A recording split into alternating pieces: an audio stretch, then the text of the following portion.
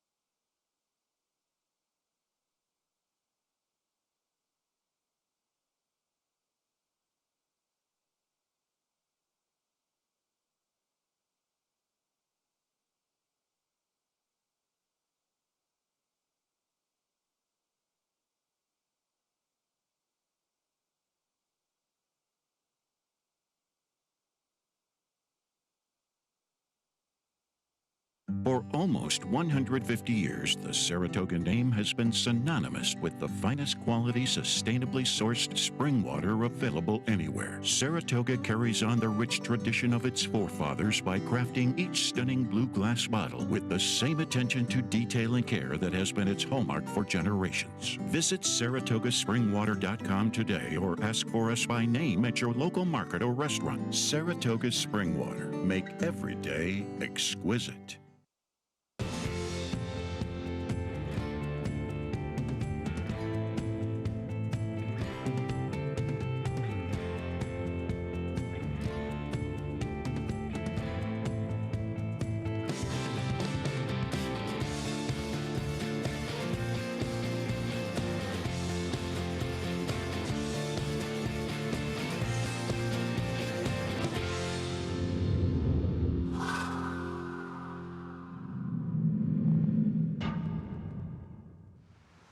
Good morning, everyone. Welcome to Talking Horses. You are not seeing things. Anthony Stabile did not morph into Acacia Courtney overnight. He did a big change.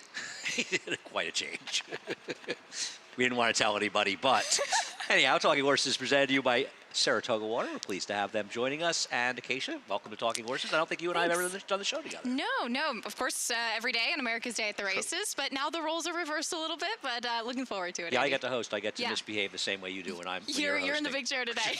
So badly behaved. Anyhow, Anthony is out today and tomorrow, but Acacia will be joining me on those 2 days. Talk about today's card as well as tomorrow's, sort of the calm after the storm, a lot of big races. We have a lot to talk about today, and we got to get over the other set afterwards, so we'll leave that talk for America's Day at the race, of course, 12:30 to 6 o'clock. You can find the times, FS1 and FS2, throughout the afternoon, as well as MSG Plus and YouTube.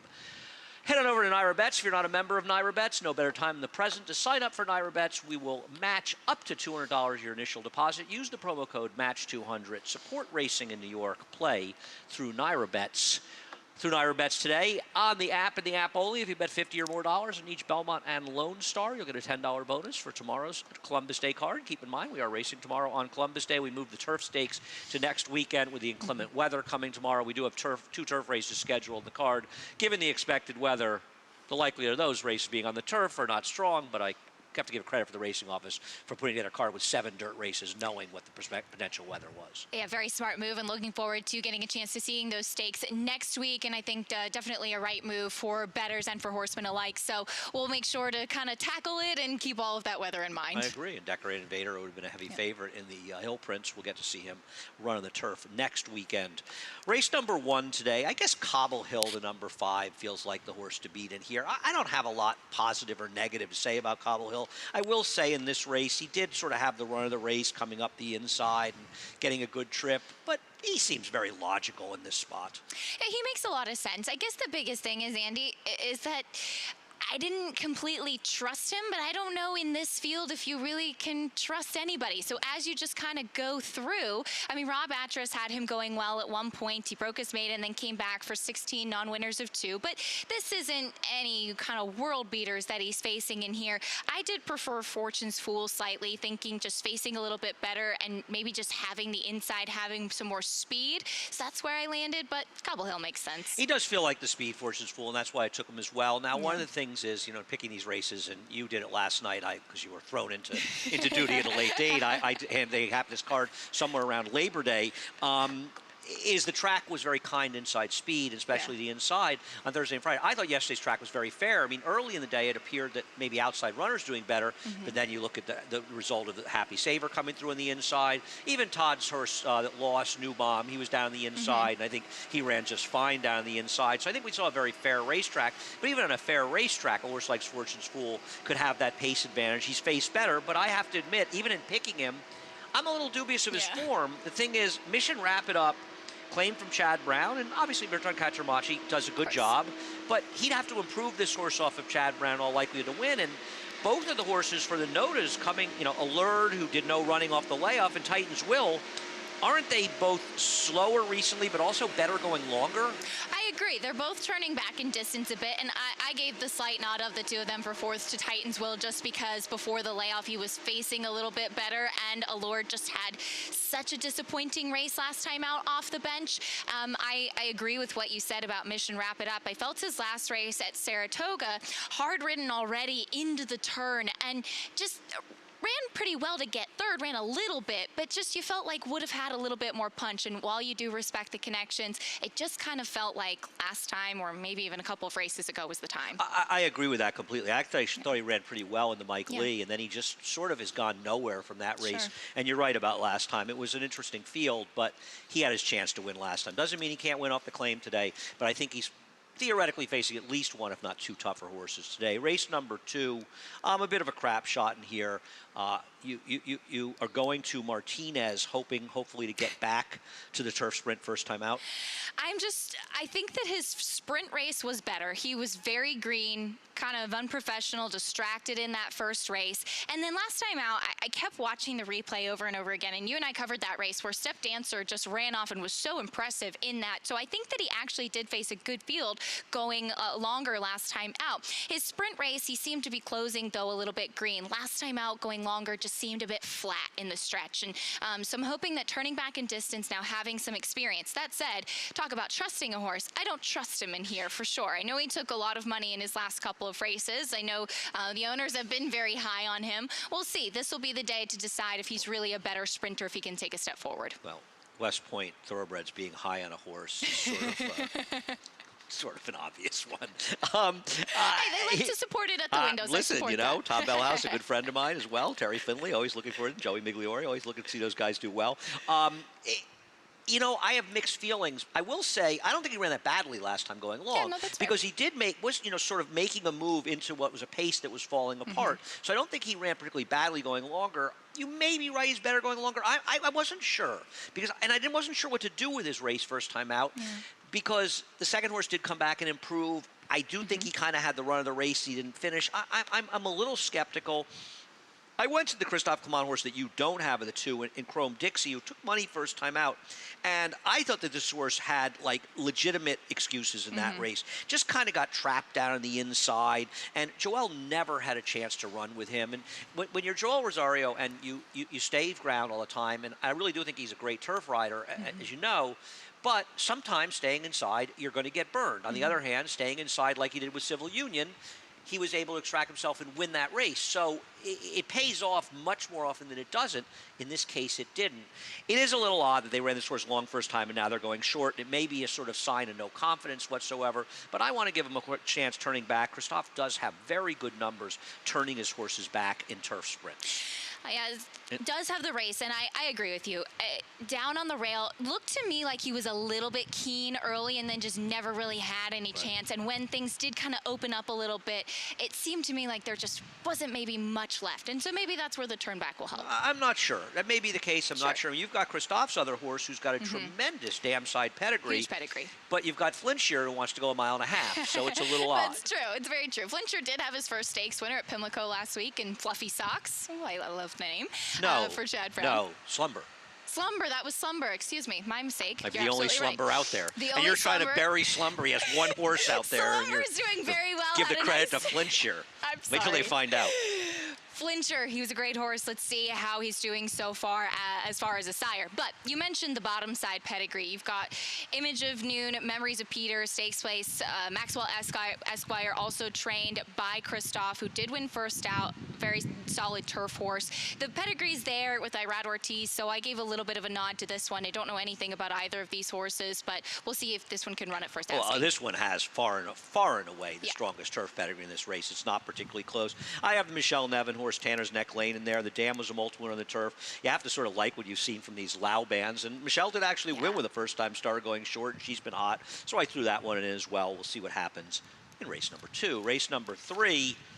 I think the theme of race number 3, Acacia, and you and I sort of both just fell onto the logical favorite here is who's really any good in here? I mean, I hate to be hard on them, but No, it's true. It's not. I mean, Ms. Bombastic, it's kind of like Mata's just sort of saying, she is who she is. I need to run her for a tag.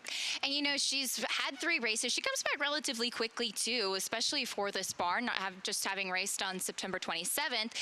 And the short comment light bump at start, to me, I don't know what you took away from that. It just seemed like there was a little bit of crowding, but she doesn't really have any speed or anything like that. Well, she was actually reasonably close going the 4th turn, and he sort of tucked her in a little bit. I mean, I agree. I mean, let me ask you a question. If she was yours in here, wouldn't you just go to lead with her? I think she's faster than these horses are. I think in theory, Who else if is they gonna go wanted the to, lead? they could be in front with her in this race. And I don't see why she shouldn't go to front. She's potentially the best horse in here, and there are a bunch of slowpokes. Do you wonder with the 3, Jazzy Lady with Louis Saez and blinkers on, they'll try to be a little bit more aggressive? Well, that was why I think we both put her second here. And she's also a horse, Jazzy Lady, that had a big trip. She's part of that old axiom, the old Paul Corman statement of there are no trips in slow races.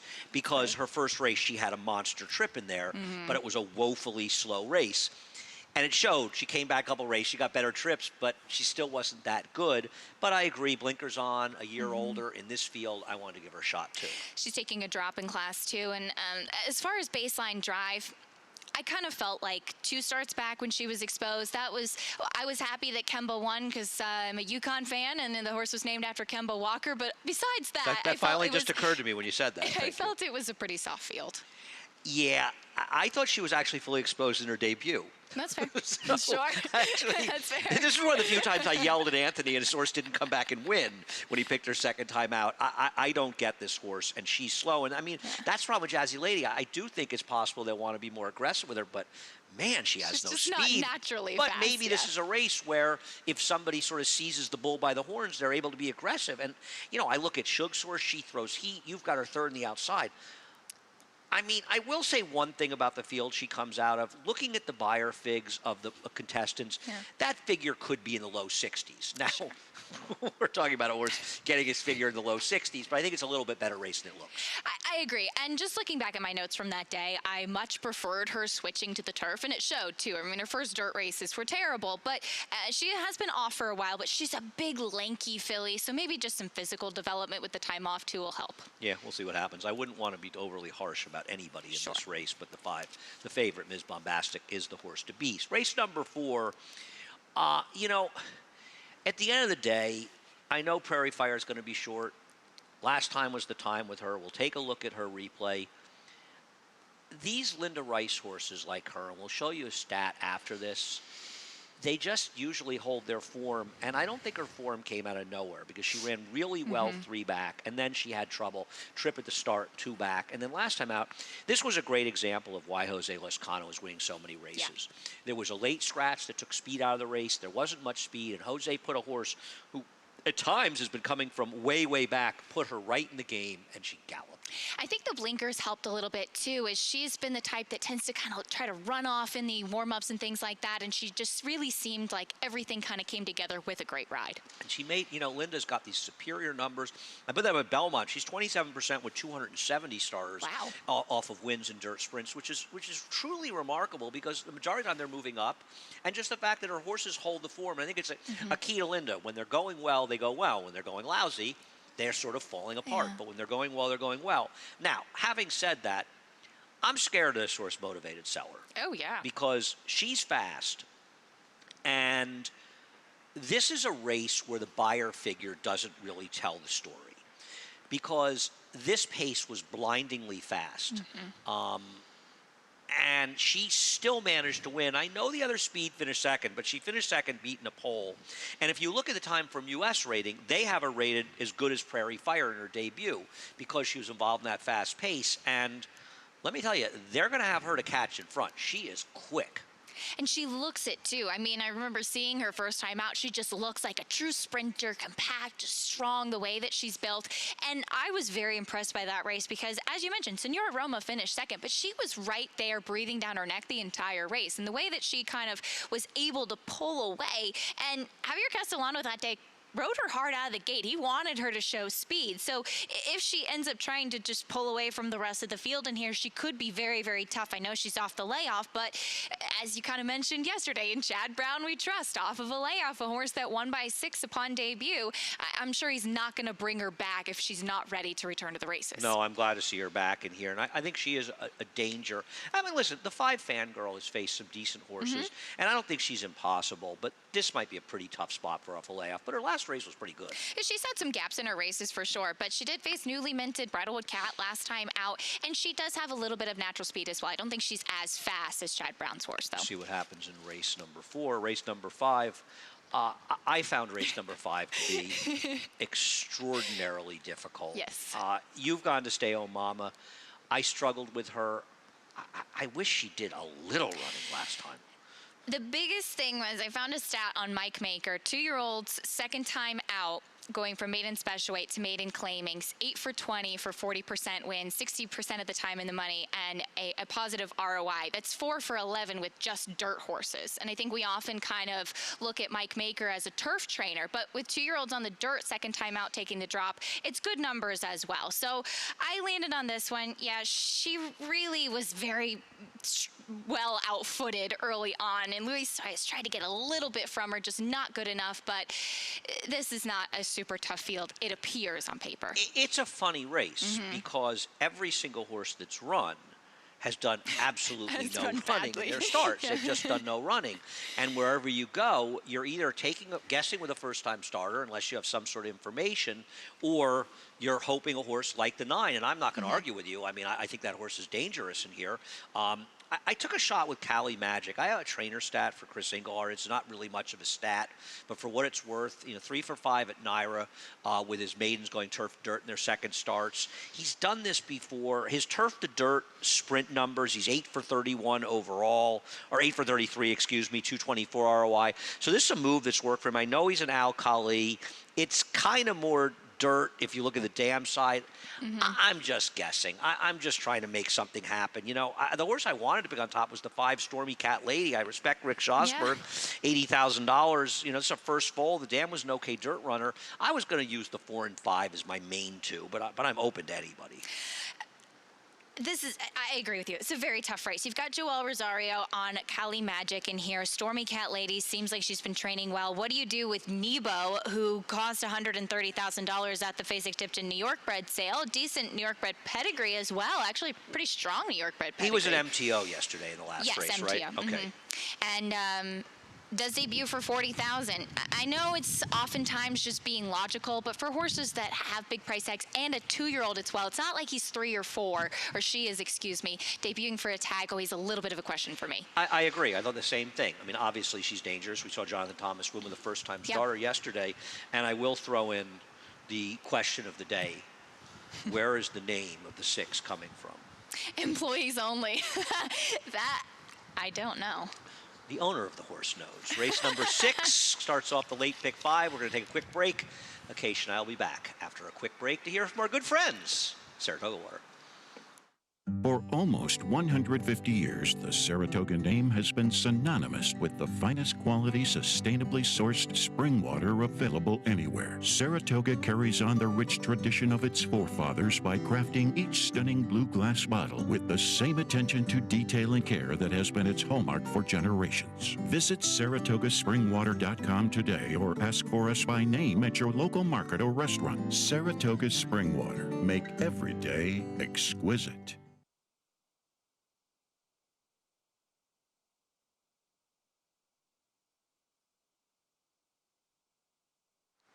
Welcome back to Talking Horses. Acacia Courtney filling in for Anthony Stabile and Andy Serling, coming to you from Belmont Park on the Sunday card featuring a couple of stakes coming up later.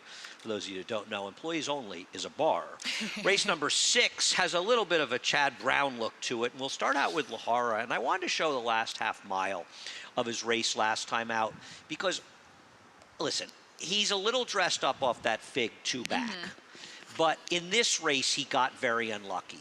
The gray inside of him wins the race. And I think that Junior Alvarado was riding the horse, the Red Silks. And when that horse made that move, it rushed Lahara, who was clear without cover, into the race.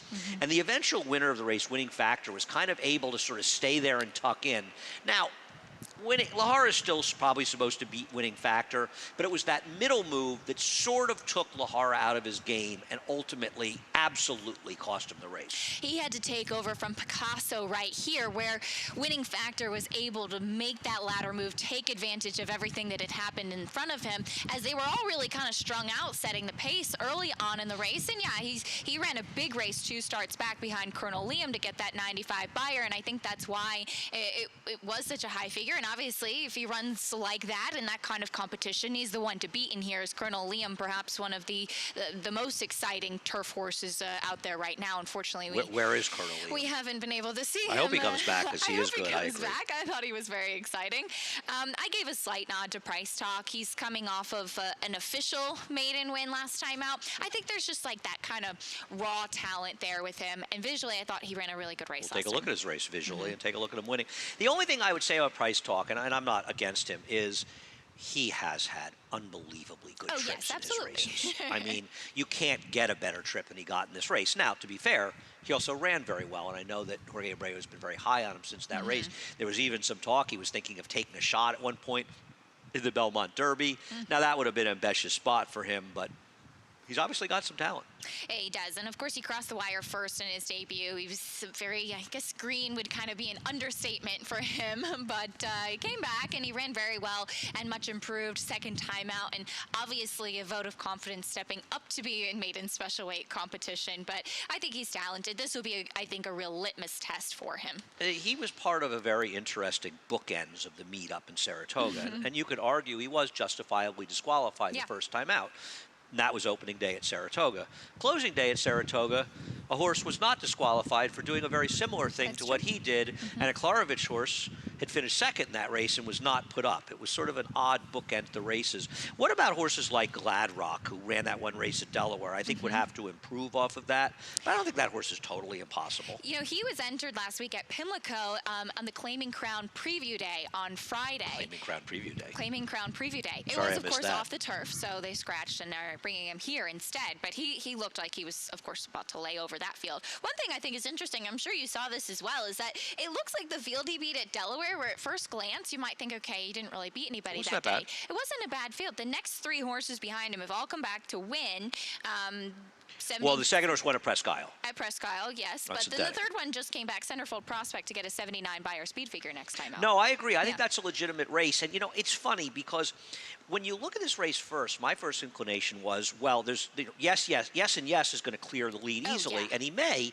But the pace projector at time for him has him sitting right there with Gladrock. I have trouble believing that. I mean, if you're Dylan Davis on yes and yes, aren't you just supposed to go to the lead? He's so much faster than these horses early. He's very fast, and that's his best weapon. And I mean, we really saw that with him at Belmont back in June. I mean, his last race, yes, he was disappointing, but he ran behind Faya, which I don't think there was any getting close to him that day at all. He's a freak, and he's exciting for sure. But I think that Gladrock, if he takes a step forward, and certainly props to Arnaud Delacour for him winning off of a wow. 28 28 month layoff. That's strong. 27 and change. For sure. That's pretty impressive.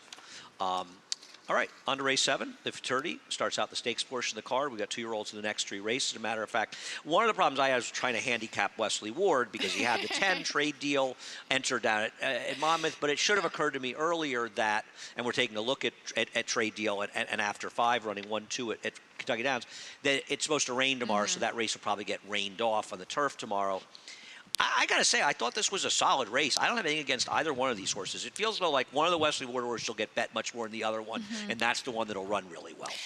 I agree with you. I think they both ran very well. On the outside here is After 5, who I did land on in here, and kind of reluctantly. I had a tough time with this race. It's an interesting race. It's a competitive race. It's a very competitive race. There could be quite a bit of speed from the outside. So I know that it wasn't exactly After 5 with Irad Ortiz that day, purposely rating from off the pace, as he broke a little bit in a tangle to the left, kind of bumping other words. And but he just seems like a big horse. He's turning back slightly to the 6 furlongs in here. He was pretty game with his stablemate in there.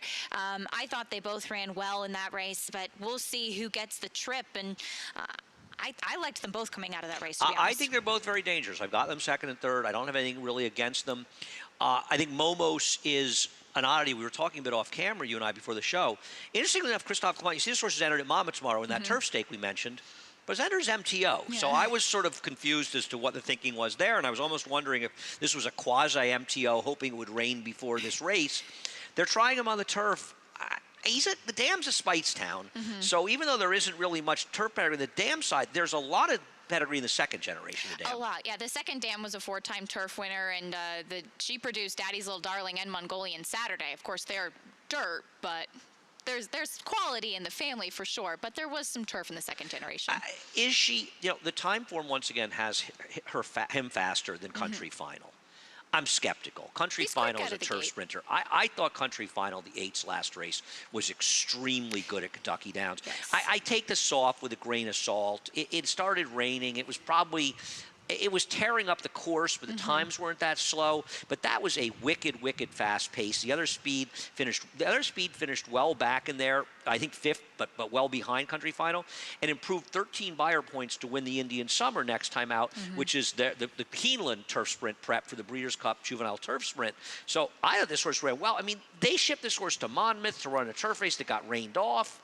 I look at that first turf race that she ran at Churchill. I know there's no figure, but looking through the figs of the other horses in there, they're okay. I think this horse is legitimately okay. And a little bit green in that debut, but pulled away really impressively to win nicely. I was just wondering, because you bring up a good point about the pace scenario last time out. He What could will get, the happen- 9 is fast. Could have a problem with What that will horse. happen if there's some other speed? And you never know. Wesley Ward's got 3 in here, and a lot of them do tend to have some gate speed usually. Well, this one has gate speed, and that's the 11 Gypsy King. And I don't think this win at Ellis Park should just be ignored. This win sprinting at Ellis Park was strong. And if you look through, yielding course at Keeneland first time out, then the big win here at Ellis with a nice figure. And then last time is dueling going a mile in that juvenile. So I'm not sure this horse isn't a little bit dirtied up. New gelding since the last race. I found the blinkers off to be a little bit interesting. I don't know what to make of blinker changes, but why take the blinkers off a horse that did run well in the right situation when wearing them? And it's interesting because you will see virtually all of Wesley Ward's 2-year-olds start out with blinkers on, and down the road it seems like he picks a point to take them off. And I don't really know. I don't know the thought process behind it. Would but you want to try to figure out Wesley Ward's thought process? I can never figure out what he's doing. When you figure it out, let me know. It's amazing. And I don't mean that as a knock. No, for sure. I mean, but he's a guy that keeps you guessing. Who's going to run? Who's not going to run? Which ones are going to run well? He's a guy that keeps you guessing, but he's also a guy that not only wins. I mean, what he did at Ascot. In a lot of ways, he changed the game for a lot of different people, and he made it so a lot of people, mostly frivolously, went to Ascot with their horses, and they wouldn't have if it wasn't for Wesley Ward. Really kind of so they paved can the thank way. him or blame him, depending on how you look at it. Race number 8 is a very, very interesting race because, I mean, I think the conversation starts with the horse that I have on top and you have second, and that's Speaker's Corner, because this horse was the talk of the town first time out, and I'm not sure. This horse kind of got brushed, buried by the start, broke about 3/4 slow. I guess I ultimately decided where there was smoke, there's fire. For this horse to be bet the way it was, but still, I think you have to have some reservations. You do. Was off slowly. Wasn't that the day where this horse was kind of touted as the next great thing, but Bill Mott won with like 3 other horses? He won the turf race that should have been disqualified we were talking about. Then he won a dirt allowance race that fell apart, and then this horse was running. But you're right, Bill was on fire. He was having a huge week, and this was the one that everyone was waiting for, and he won with every other horse he ran. Right. So we'll see what we get from him. Oslo, to me, it looked a little bit like he was passing tired horses. I think you liked Team Merchants that day as well, who looked like he was coming in well. I went with a first-time starter. There is quite a pedigree on Miles D, particularly in the second family with My Flag and Storm Flag flying in there. By Curlin. Debuts at 7 furlongs, potentially will want a little bit longer, but it was the 5 furlong morning drills that really kind of threw me over the edge with this one. Yeah, I mean, this horse, I put him second. I don't know anything about him other than the fact that he's named for the great Miles Davis, but I don't know. You know, it's tricky. I'm not sure, because the other thing is, the 1 and 2 are coming out of a very good race. And in fact, this was another Bill Mott horse, the horse that won Olympiad. And I thought they both ran well in here. I mean, I will say that overall, Caddo River, ran fairly well, but actually, he didn't have the best of starts. And he settled well in there, but this was a fast race. And at the end of the day, they ran second and third in what was a fast race. Did Guest Greatest Honor suck up and pick up the piece a little bit late? Yeah, but so what? If you're picking up the pieces in a fast race, it doesn't mean that you ran badly, and it Shug McGay could improve second time out. So you've got 2 horses coming out of a fast maiden race. You've got Speaker's Corner, you have to believe is better than the finish first time out. I actually don't disagree with you. I think you're right. I think this horse, and I felt the same way with somewhat passing tired horses in the stretch, but also maybe this horse just got in trouble and got taken out of the race. And when horses get bet like that, they usually have speed. Yeah. And I'm not saying the horse is a blazing bullet, but taken out of his game right away at the start and put so far back, maybe that's just not where he wants to be. And I don't think either the 1 or 2 are so quick that if he's not quick out of the gate today, that he's not going to be in front in this race. Yeah, it'll be interesting what Chasing Fame does, because I know that Doug O'Neill had, I believe, told Maggie after that day, before the debut, that they really wanted the dirt for this horse, were maybe even considering the Champagne with him. Showed some speed on the turf, trying the main track today. So I shouldn't run the Champagne. Doug likes running maidens and stake races. He does. I have an amazing Doug O'Neill stat, and I didn't put it up because I don't like to put up negative stats on long shots. Turf to dirt with maidens in their second starts. Doug O'Neill is 0 for 30 with 3 hitting the board. I mean, and Doug O'Neill, how many derbies has he won? 2? 2, yeah. So you're not talking about some sort of guy that never wins. In sprints, he's 0 for 20. I mean, he can say it. It never works. And I don't think that's the first horse he ran in the turf first time out that he wanted to run in the dirt. Doesn't mean this horse won't make it 1 for 31, but that's a pretty amazing stat, especially with just 3 hitting the board. And this does look like a competitive field. Right. If any of the firsters show up, if the ones making their second start take any sort of improvement, particularly the ones in the race we just showed with Shug McGahee and Brad Cox's horses to the inside, I think they're going to be very tough. And this is a race where Todd Pletcher and John Velasquez have a Calumet homebred that just kind of looks like an other horse in here. So I think this is actually a very contentious field. Well, even the 6 original. I mean, you mentioned Todd's horse. What about the $425,000 firster for John Terranova? I mean, there's a lot going on in this race. I'm looking forward to this race. This has a look of a very, very strong maiden race. And I think we're starting to see some nice maidens. We saw some interesting races yesterday. We saw those fillies on Friday. And then there's the matron. And I don't think there's any argument in the matron that Royal Approval is just way the horse to beat. The horse that's coming out of this race at Kentucky Downs last time. I mean, I know it's Kentucky Downs, and what happens at Kentucky Downs sometimes stays at Kentucky Downs, but it's like Vegas. My God, this horse is like a wildebeest. She just took off, and she was just kind of like happily galloping over the turf, like skipping over it. And unfortunately, I didn't see her first race at Gulfstream. That was the day I actually left to drive up to New York, so I didn't get to see her and Campanelle that day. I missed, I guess, the 2-year-old race I really wanted to see there. But Campanelle's a very good horse. Absolutely. Of course, who went on to win the Queen Mary, and then a Group 1 after that as well. Right, she won it in France or in England? In England, both in England, yeah. Okay. So she's been very impressive, and those two debuted at Gulfstream on the turf back at the end of May. But I just thought that last time out from her, just so easily. Niente behind Vequist. Yeah, it's funny about Wesley Ward, and it's, one of the things, I remember when he first went to Ascot, my friend Tony Kobitz, who, as anyone knows him, knows that he believes he is, but he actually also is one of the sharpest guys in the game. He said to me, I laughed about Wesley going over there, and he said, you're absolutely wrong. He said, Wesley's going to go over there and win. This before he'd ever gone. He said, because he's got his 2-year-olds ready to run. They've got speed, and those people won't know where he came from, and he was dead right. But the interesting thing is that Wesley has won other races at other prestigious races in Europe as well. It's not like he's just gone to Ascot and ambushed them. No, for sure. He's actually been able to do it, and I think that's impressive. As far as Niente, maybe this is a moto play, but this horse did beat Vequist next time out, and Vequist ran huge yesterday and finishing second. I think that race got a 90. What did I say? A 92 buyer. I think so. The Colt Jackie's Warrior got 100. Those were some nice 2-year-olds yesterday. Yeah, the 2-year-old fillies compared to other years. She did drift badly in this race, but she also still won, and she beat Vequist. And the 3rd place finisher was well back. But the other thing is, this is a turf pedigree when you look it up. I mean, she's a half the 2 turf winners out of 4 to try it. They're horses that improved on the grass. The Second Dam is a major turf winner, 7 of 27 races, almost $300,000. So you look at this horse and you say, she won in the dirt. Now, doesn't mean she's a turf horse because she has the pedigree. But her pedigree says turf. And even with not this time, as his 2-year-olds are racing now, we haven't really seen many turf runners from him, but he's by Giants Causeway, and he had a short career. I mean, there's nothing to say that he couldn't pass those genes on. Second Dam, grade 3 placed on the grass, as you mentioned. There's plenty of pedigree to suggest that she should take a step forward.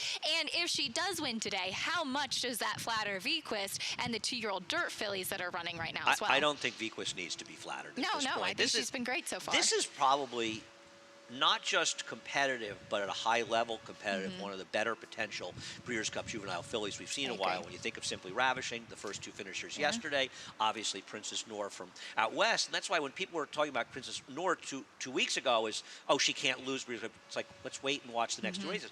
And I'm not saying Princess Noor she may win the Breeders' Cup juvenile. It's Bob Baffert. She obviously has talent. But that division got a whole heck of a lot tougher in the last 2 weeks. And I'm a big fan of Day Out of the Office and seeing a guy like Tim Ham have a good filly like that. And for Butch Reed as well to have Vequist, and just seeing those two who won our 2-year-old filly stakes at Saratoga be so consistent and take that next step forward yesterday, it's very exciting. No, I agree. I couldn't agree more. Magisterium in here, the Christophe Clement runner that's purchased by Mike Dubbin and Saul Kuhlman since the last race. I was looking up the race last time. I don't know how strong. I know, I agree. The horse that won the race was 4th in the Group 3. Now, to be fair, Group 3 winners over there would beat this field in all likelihood. Christophe's numbers with foreign shippers are okay. They're nothing super. They usually need a race. I don't know anything about this horse, but I had mixed feelings for a horse that might just sort of get bet just because. One thing I think is a positive about her is that she does seem to have some speed, which sometimes horses coming from Europe just are off a bit slow. You talk about the Wesley Ward factor. Being sharp out of the gate can be a really big advantage because some of the European horses just don't have that quick, especially turf sprint speed. So she does seem to have a little bit of that, but that could be the benefit. I just felt there were a couple other more interesting ones perhaps in here. What about Fabricate that you like? I kept going back to her. So the dam was okay on the turf. She won a couple of times on the grass. She's faced tougher on the dirt. And I just kept going back to her, watching her visually. She looked a little bit like a turfy mover. There was a little bit of pedigree on the bottom side. So I threw her in mostly based off of the company that she's kept. Okay, and listen, Spicer's a Spicetown, and the Spicetowns can do absolutely anything. See what happens in the second of our two stakes as they're prepping. I mean, the fillies can prep for the Breeders' Cup Turf Sprint as well. Sure. I'm sure Wesley Ward would have no problem running a filly in those races. Race number 10, the horse to beat in here is the number 10. The number 7 turn of events, the horse that you have on top. I mean, it was a slow pace last time, but that field was like a stakes field compared to this. In fact, I think with the right ride, Basquiat's a stakes horse. Yeah, I felt that the maiden 40 win at Saratoga was like the most perfect trip you could have ever possibly gotten in a turf race ever. Yep. But it's just the big drop in class, especially in this field. And he's tactical. He can be forwardly placed. He's not going to be too far off of it, worrying about getting into trouble. And that's why he has gotten some good trips. So we'll see if he can replicate that maiden 40 win. I agree. He's not a lock in here. He's the horse to beat, but he's got to do it out there for sure. Yeah, I like Traffic Pattern more than you do in here. I will say with Traffic Pattern, I hope that they're not deterred from being somewhat aggressive with him because what happened last time. Unfortunately, last time, every long shot in the race took a shot at him at some point during the race, and he was far and away the best horse in this race here on the closing Saturday at Saratoga. Just couldn't overcome the quick pace. I mean, they were really moving in this race, especially the first quarter, but even the half was really fast. I think this horse ran very respectably in here. I think he's dangerous. I don't know that he's more likely to win the turn of events, so I think maybe just be a little bit better. I think they're the two horses. I sort of took Gentleman Joe as the alternative at a slightly different price. I was going to use 1-7-10 to close out the multis. I know this horse is a second-place finisher, 5 seconds and 12 starts. But you know what? He's fast enough to win this race, and he gets Joel Rosario shipping here. And I think his races out of town are good enough to win here. And maybe just as an alternative, a better price, the good rider change, he can get it done. Nothing clever. Yeah, he will be a better price, that's for sure. He does have 12 starts in 5 seconds, and that's always a big thing for me. This is the kind of field, though, where he will likely be able to take a step forward and maybe fly under the radar a little bit. I threw in Scotty Brown just as a speed play. His last race was okay, but certainly going back to what you were saying about Traffic Pattern, he had an 82-1 shot setting the pace with him. I was probably a little bit too hard on him. I think I was burned maybe from picking him last time out or something like that, but he has every right to step forward. I just think it's really rude of you to come on here and instead of, like Anthony, you would have picked both Klarovich horses on top. You've got them second and fourth, so I don't know. You could really be really creating a problem here. Anthony's at home crying. I mean, it's probably very, very upsetting. Anyhow, Acacia, thanks so much for filling in for Anthony. Look forward to you joining us tomorrow as well. You, on the other hand, since you've had so much fun, need to head over to Naira Bets and become a member of Naira Bets and support racing in New York.